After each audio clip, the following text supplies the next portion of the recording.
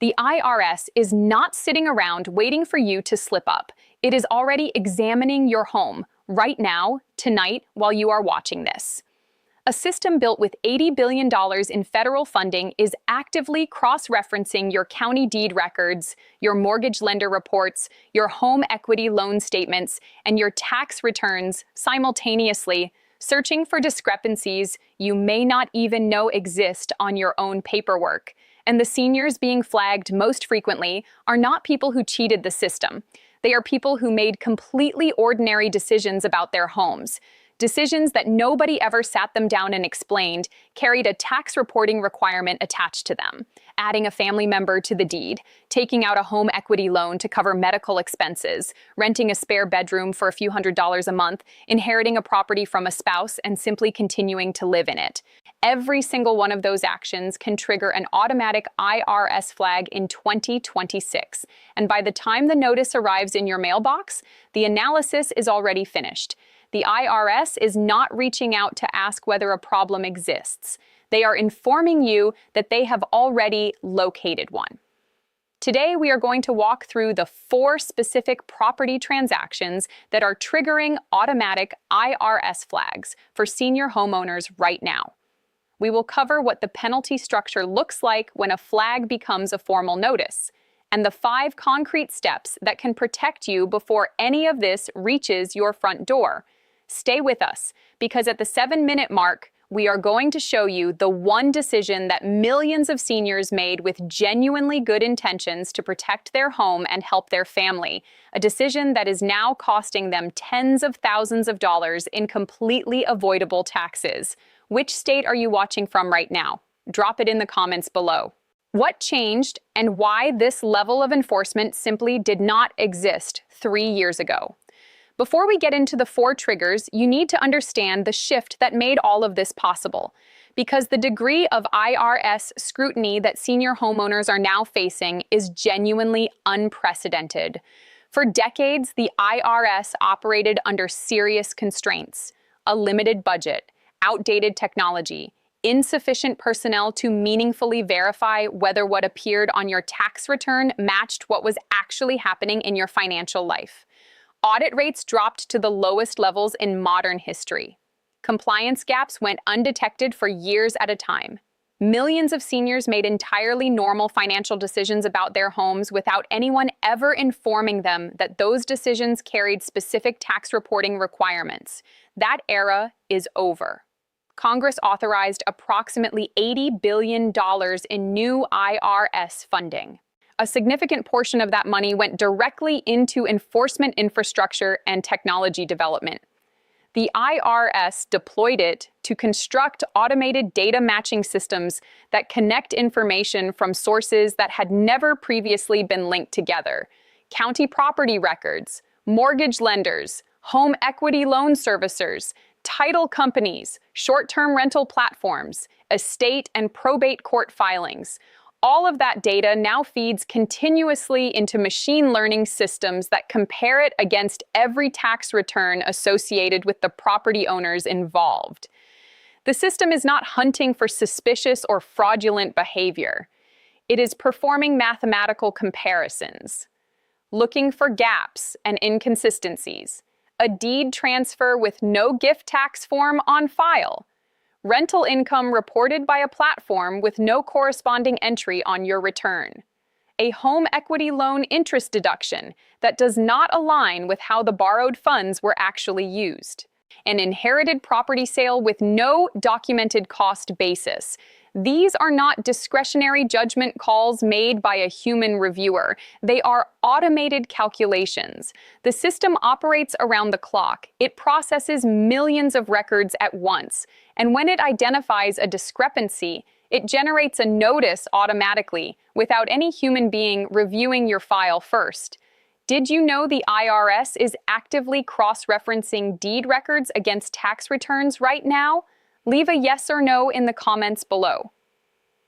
Trigger 1. The home equity loan interest deduction mistake. This is the trigger generating the highest volume of notices for senior homeowners right now. And it catches people off guard precisely because it seems so straightforward. Over the past 3 years, inflation has driven up the cost of groceries, utilities, prescription medications, and basic everyday living expenses in ways that have put real pressure on fixed incomes. Millions of seniors have turned to their home equity as a practical financial resource, a home equity loan or line of credit to pay off credit card debt, to help a grandchild with college tuition, to cover a medical procedure that insurance did not fully pay for, to handle home repairs that could not be deferred any longer. Those are completely rational, understandable decisions. Nobody would question the logic. But here is what most lenders never explained at the closing table. Under current federal tax law, specifically the Tax Cuts and Jobs Act of 2017, which remains fully in effect, home equity loan interest is only deductible if the loan proceeds were used to buy, build, or substantially improve the home that secures the loan. IRS publication 936 states this clearly and without ambiguity. If you use the funds for anything else, medical bills, debt consolidation, tuition payments, everyday living expenses, the interest is simply not deductible, period. And if your tax preparer claimed that interest as a deduction on Schedule A of your return without first verifying how the borrowed funds were actually used, you now have an incorrect deduction sitting on a filed return. One the IRS can identify directly through their lender data matching systems. Here is how it works. The lender reports the loan to the IRS. The IRS then checks whether the stated use of those funds aligns with the deduction claimed on your return. When those two things do not match, the notice is generated automatically. The financial consequences begin with the additional tax owed on the improperly claimed deduction. Then add interest calculated from the original due date of the return in question. Then add a potential accuracy-related penalty of 20% of the total underpayment. For a senior living on a fixed income, that combination, back taxes, interest, and penalties stacking on top of each other, can easily reach several $1,000s from a single filing year. Trigger 2. Adding a family member to your home deed. This is the trigger that is costing seniors the most in long-term financial consequences, and it is one of the most common things seniors do with entirely good intentions. Millions of homeowners have added an adult son or daughter to their property deed so the house transfers to them automatically upon death, bypassing the probate process entirely. Someone told you it would shield the home from Medicaid recovery. You simply wanted to make things easier for your family after you were gone. Those motivations make complete and human sense. But from a tax perspective, what you did is something the IRS views very differently from a simple administrative update. Adding someone to your deed is a transfer of a partial ownership interest in real property, and the IRS treats that transfer as a gift. Under the Internal Revenue Code, the transfer of property by gift is a reportable and in many cases taxable event when the value transferred exceeds the annual gift tax exclusion. For 2026, that exclusion is $18,000 per recipient. If your home is worth $400,000 and you added your child as a 50% owner, you transferred $200,000 in value in a single transaction. That means you were required to file IRS Form 709, the United States Gift and Generation Skipping Transfer Tax Return, for the year in which that transfer took place.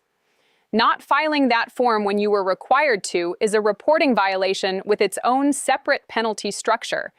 But the consequence that matters most is not the penalty for the missed filing. It is the long-term tax damage that flows from the decision itself. When you give property as a gift during your lifetime, the person receiving it inherits your original cost basis, not the current market value of the property. This is called carryover basis. But when someone inherits property at your death, they receive what is called a stepped-up basis, meaning their cost basis is reset to the fair market value of the property on the date you passed. Here is what that difference looks like in real dollars. If you purchased your home for $80,000 30 years ago, and it is now worth $400,000, your child inheriting it at your death would receive a stepped-up basis of $400,000. If they sell the property at that value, they owe zero in capital gains tax. But if you gifted them a 50% interest while you were alive, their basis on that half is only $40,000, your original cost basis for that portion of the property. When they eventually sell, they would face capital gains tax on the difference between $40,000 and whatever the home is worth at the time of sale.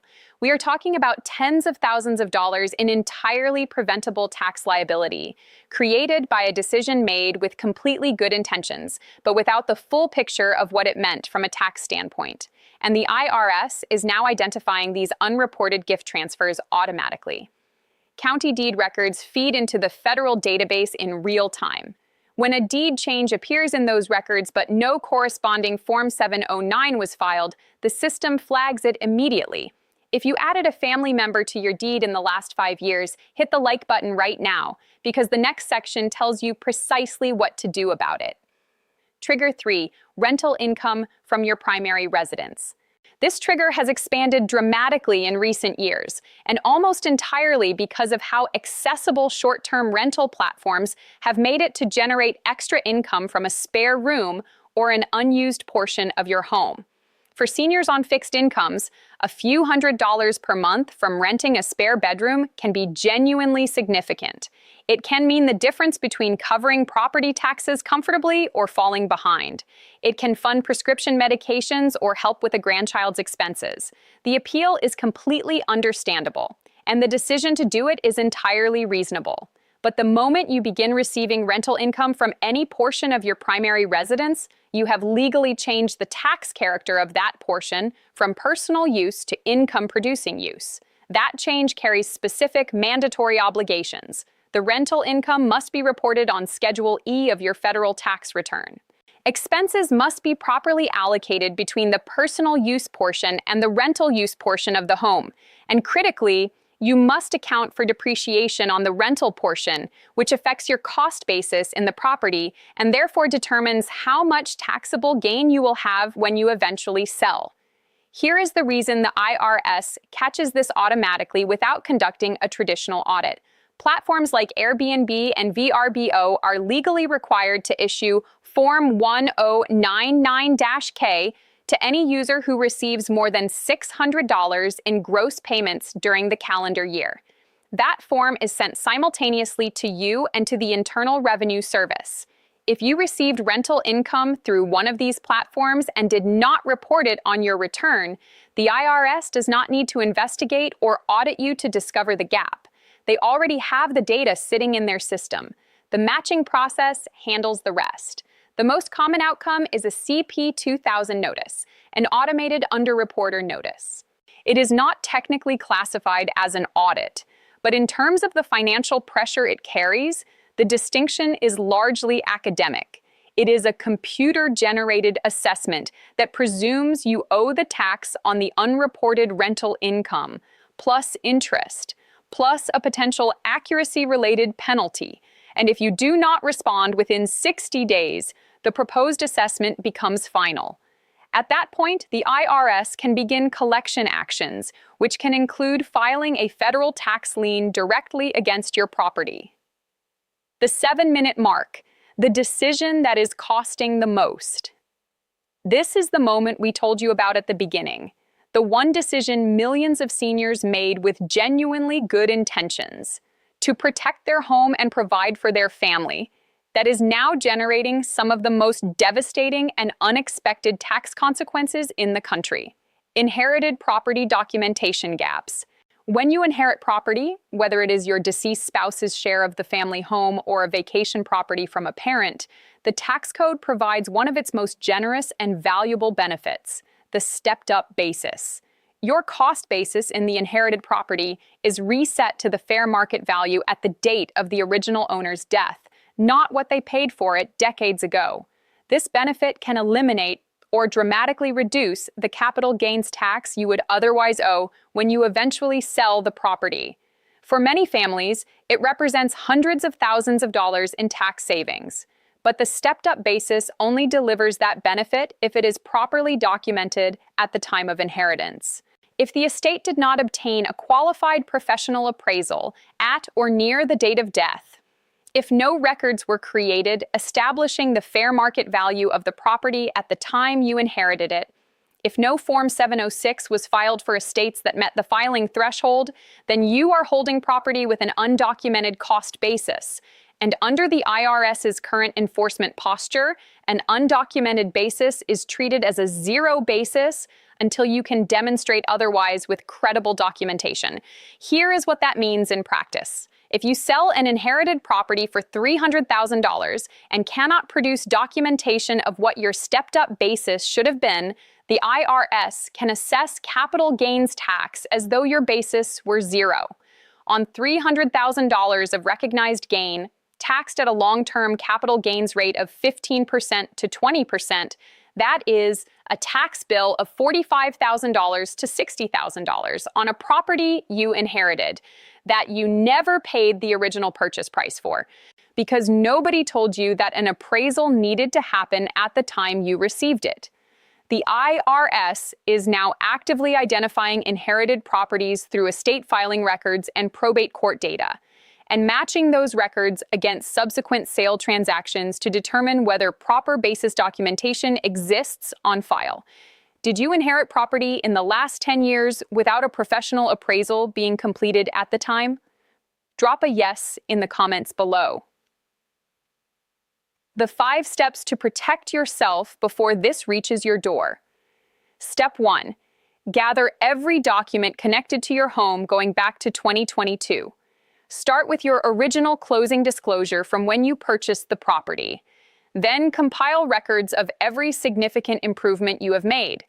A new roof, a kitchen renovation, a bathroom remodel, new windows, an HVAC replacement.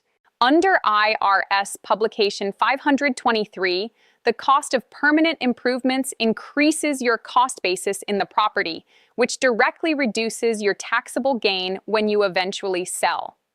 Many seniors have invested tens of thousands of dollars in improvements over decades but have no organized records to prove it. Then locate any home equity loan or HELOC statements, including the original loan agreement and anything that shows what the funds were used for. Find any deed or title documents that reflect ownership changes. And if you have rented any portion of your home, pull your rental income records and any platform payment statements. This is your starting point.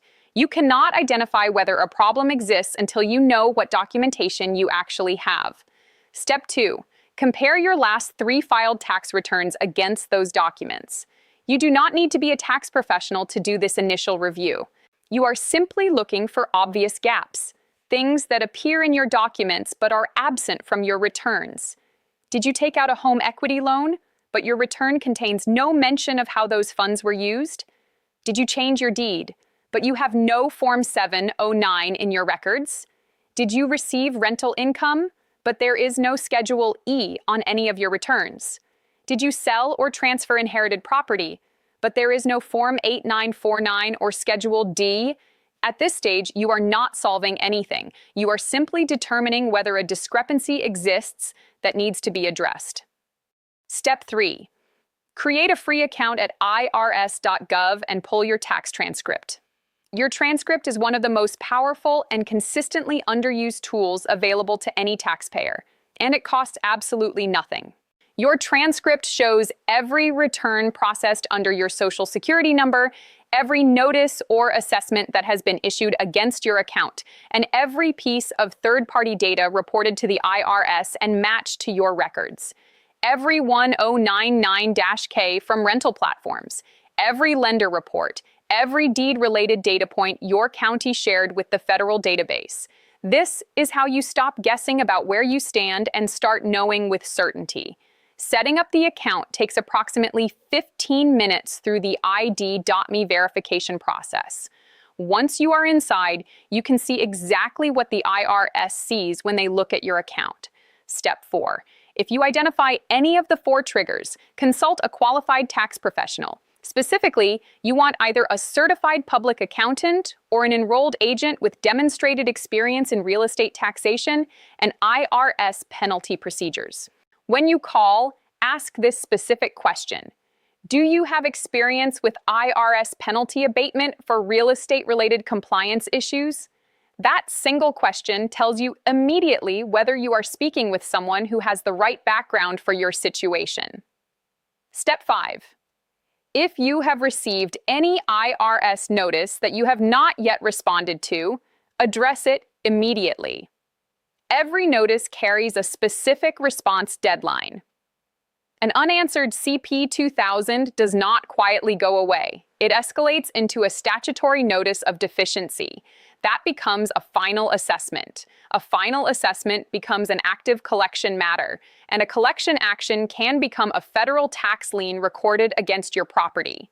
That entire progression unfolds over a period of months, but every step along the way makes the situation more complicated and considerably more expensive to resolve than the one before it. A critical warning about scammers. One final piece before we close, and this is important. Every time high-profile IRS enforcement news begins circulating that affects seniors, fraudulent activity follows within days. Phone calls from people claiming to represent the IRS demanding immediate payment. Emails carrying official-looking agency logos asking you to click a link or provide personal information. Companies promising to make your tax problems disappear entirely in exchange for a substantial upfront fee. Here is what you need to know about how the real IRS operates. The IRS initiates contact through United States mail only. They do not call you demanding immediate payment over the phone. They do not threaten arrest for unpaid taxes in a phone call. They do not accept gift cards, wire transfers, cryptocurrency, or any form of payment other than official IRS payment channels. If anyone contacts you and creates urgency around immediate payment or the immediate disclosure of personal financial information, end the call.